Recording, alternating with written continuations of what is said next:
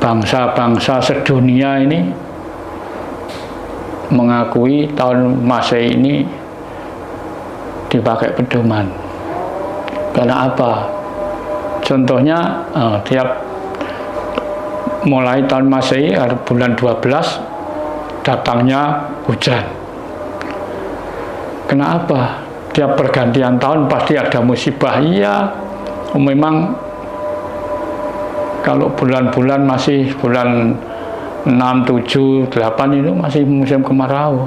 Tapi mulai nginjak bulan 11 ke atas, ini mulai pergantian iklim. Padahal ini ya selamanya sudah ngerti. Kenapa nggak dibenahi dulu? Misalnya sekarang ini bulan 12 musim hujan datang, nah pasti ada banjir.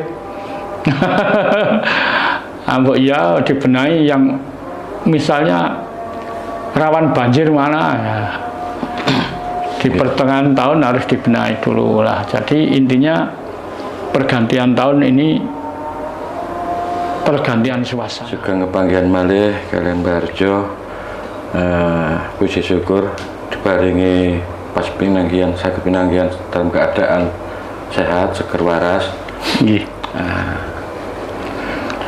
Pada kesempatan kali ini mungkin tema obrolan kita karena ini menjelang akhir tahun, saya ingin menggali mungkin makna pergantian tahun itu seperti apa dalam versi Jawanya, karena kita kan selama ini tahunya itu pergantian tahun itu seperti mungkin hanya bakar-bakar ikan pas malam tahun baru, minum-minum ngumpul. Nah, ini ku pripun Mbak, monggo dijelaskan. Nggih. Wilujeng panggihan niki saderenge kula matur kata-kata. Wilujeng panggihan salam rahayu kagem sedaya pamirsa wonten ing pundi mawon. Ngeten ing wekdal punika kaleresan ingkang badhe dipun rembak tentang pergantian tahun. Nggih. Sebetulnya pergantian tahun ini pasti pergantian suasana. Pergantian tahun bisa diartikan pergantian suasana. Menjelang tahun baru biasanya niku tiang-tiang sing boten ngerti tentang tahun baru niku rata-rata anut grubyuk. Anut grubyuk rubuh-rubuh gedang. Rubuh-rubuh gedang. Sebetulnya apa toh tahun baru itu? Tahun baru tahun apa? Padahal di Indonesia ini ada beberapa tahun yang berlaku di Indonesia. Ini bentar lagi 1 Januari tahun baru Masehi. Ada tahun Masehi, ada tahun Hijrah, ada tahun Imlek, ada tahun Jawa.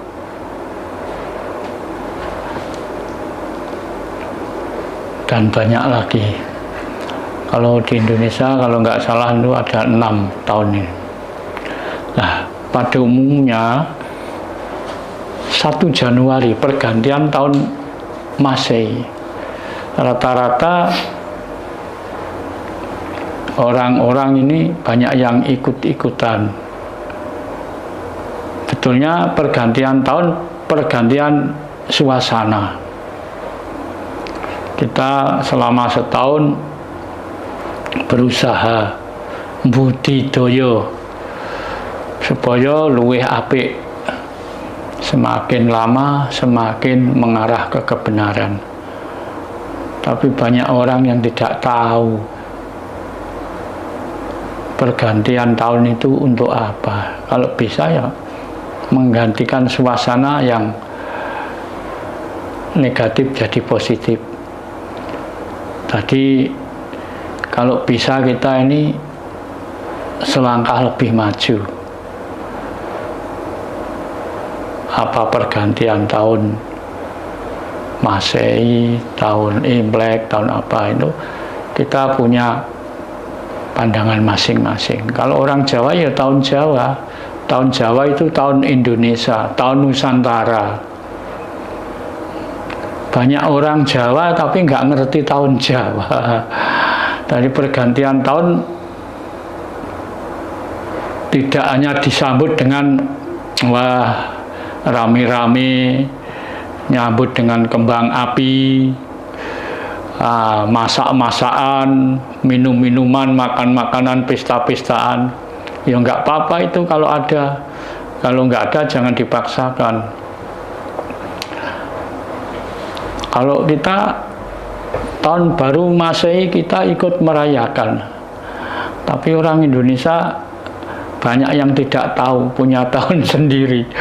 Tahun Indonesia itu adalah tahun Jawa, tahun Jawa namanya.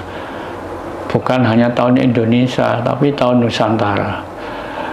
Indonesia itu.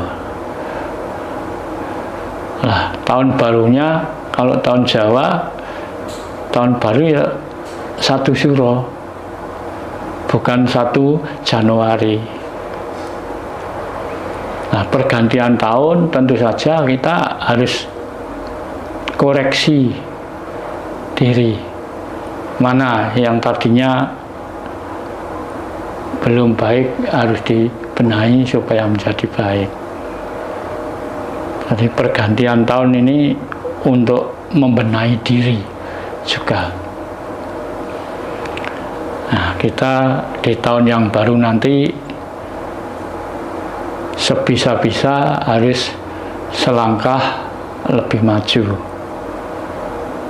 daripada tahun yang lalu. Nah, dengan istilah Jawa, tahun baru itu memaknai kehidupan, membarui apa yang masih salah kita koreksi diri, bukan ngoreksi orang lain. Jadi bagi orang Jawa tahun baru itu juga penting.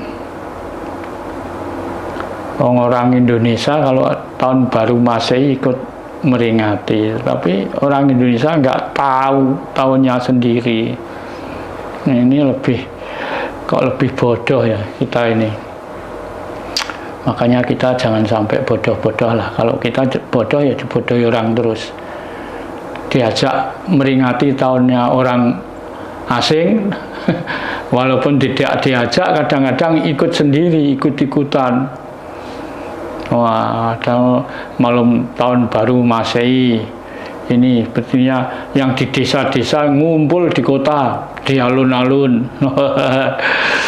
Tidak ada yang nyuruh padahal itu, nggak ada yang nyuruh. Nah, intinya apa? Intinya untuk bersenang-senang, untuk bersenang-senang menyambut tahun baru. Ya nggak apa-apa, nggak ada jeleknya kok itu. Tapi bu iya, kalau orang Jawa atau orang Indonesia ya tahu tahunnya sendiri toh. Nggak ada salahnya, nggak ada jeleknya menyambut tahun asing, tapi tahunnya sendiri ya harus dimengerti.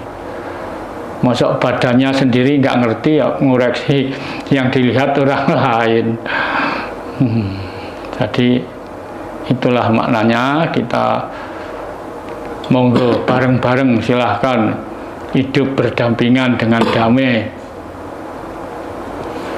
Karena manusia hidup ini intinya kan kalau bisa ya gimana berupaya menjadikan perdamaian dunia, arahnya ke sana. Makanya kalau orang Jawa bilang, istilah Jawa amumayu rahayune bahwono, nyelametno dunia saisine, sedikit demi sedikit.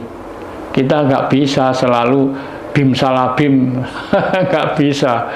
kalau kita nggak mau bergerak ya nggak akan bisa. Masuk kita ini selalu menghormati miliknya orang lain aja, milik kita sendiri nggak tahu. Kalau kita rasakan bangsa kita ini selama ini kemunduran fisik dan kemunduran moral, sudah jelas ini tahun baru, pemerintahan baru. Tapi selama ini kalau saya amati kita masih tertinggal jauh. Semakin lama kok semakin nggak tahu jati diri ya. Yang taunya orang asing dianggap miliknya, tapi yang miliknya sendiri nggak tahu. Ini tahun Masehi 2025 ya. Ini tahun Masehi ini kan sudah diakui, sudah diikuti manusia sedunia sekarang ini. Bangsa-bangsa sedunia ini mengakui tahun Masehi ini dipakai pedoman. Karena apa? Contohnya tiap mulai tahun Masehi bulan 12 datangnya hujan. Kenapa? Tiap pergantian tahun pasti ada musibah. Iya, memang kalau bulan-bulan masih bulan 6, 7, 8 itu masih musim kemarau. Tapi mulai nginjak bulan 11 ke atas ini mulai pergantian iklim. Padahal ini ya selamanya sudah ngerti, kenapa nggak dibenahi dulu. Misalnya sekarang ini bulan 12 musim hujan datang, nah pasti ada banjir. Ya dibenahi yang misalnya rawan banjir mana ya. Di pertengahan tahun harus dibenahi dulu lah. Jadi intinya pergantian tahun ini pergantian suasana. Oke. Nah, salah satu dari yang Mbak Harjo katakan tadi itu tahun baru itu merubah untuk menjadi lebih baik atau lebih maju. Yang ingin saya tanyakan kan itu ada faktor-faktor yang bisa membuat orang itu akan maju atau lebih baik. Itu kan butuh sesuatu. Nah, kira-kira faktor apa saja yang dibutuhkan agar seseorang itu bisa menjadi lebih baik, lebih maju? Ya, makasih. Sebetulnya satu pokok manusia itu jangan kehilangan jati diri dulu. Satu pokok manusia, sebagai bangsa, jangan sampai kehilangan jati diri dulu. Kalau bangsa itu kehilangan jati diri, nanti ya yang untung bangsa asing di negeri kita. Coba sekarang bangsa kita Indonesia ini katanya zaman maju, yang maju apanya? Tapi ternyata jati dirinya banyak orang yang nggak tahu. Iya. Dianggap maju. Loh, zaman sudah teknologi canggih kok jati diri aja nggak tahu. Malah yang dianggap jati dirinya itu yang miliknya orang asing. Nah, kalau manusia nggak tahu jati diri ya gimana? Selamanya ya ini diperalat orang lain. Pertama harus ngerti jati diri dan bisa mempertahankan jati diri. Ya, maju dan mundurnya negara atau bangsa itu kelihatan dari pengembangan budayanya masing-masing. Tiap negara punya budaya masing-masing kok. Kita Indonesia ya punya budaya Indonesia. Kalau di Indonesia nggak ada budayanya ya sudah berarti Indonesia itu sudah ambruk. Nah ini masih ada Masih banyak orang Indonesia tidak ngerti dasar kebangsaan, dasar negara. Masih banyak ini. Dianggap Indonesia itu jati dirinya agama. Bukan. Indonesia itu Pancasila, bukan agama. Jadi semua agama itu bukan jati diri bangsa Indonesia. Tapi Indonesia tidak melarang agama. Tapi tidak harus. Jangankan yang orang kecil, aparat negara, aparat pemerintah banyak yang tidak tahu kok itu. Terus mau kapan? Kalau berkata menyinggung agama ya, bicara nyenggol agama, dah takut orang itu. Karena apa? Kita bodoh. Sebetulnya kita ini bangsa yang masih bodoh. Betul itu, bangsa yang masih bodoh. Nah, bangsa yang masih bodoh ini martabatnya disuruh tinggi ya nggak bisa. Ya ini jadinya. Okay.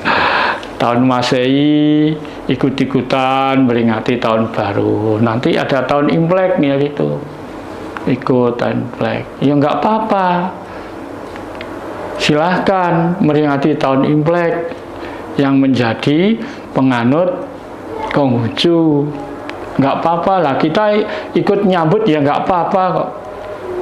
Tapi kita sebagai bangsa Indonesia ya harus tahu miliknya sendiri. Tiap ada tahun baru diikuti, tapi tahunnya sendiri nggak tahu. Masuk kita ini bangsa apa? Masuk punya kok nggak tahu. Nah, silahkan, monggo. Yang pengen ngerti, tanya. Okay.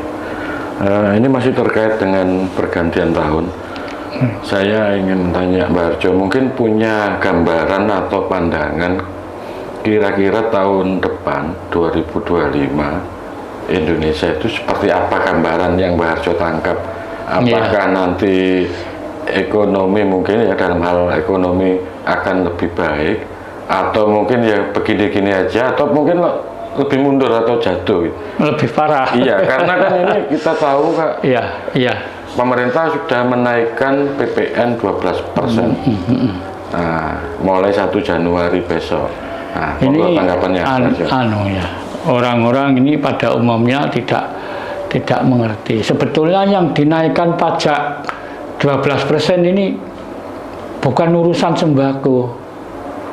Tapi orang kecil-kecil bingung karena nggak tahu. Dianggap yang pajak naik itu dianggap semua. Presiden kita sudah mengatakan yang naik itu pajak yang barang mewah, itu yang naik pajak 11% jadi 12% itu. Sudah sering dikatakan di TV, saya sering lihat itu. Jadi yang dinaikkan pajak 11% menjadi 12% itu pajak barang mewah.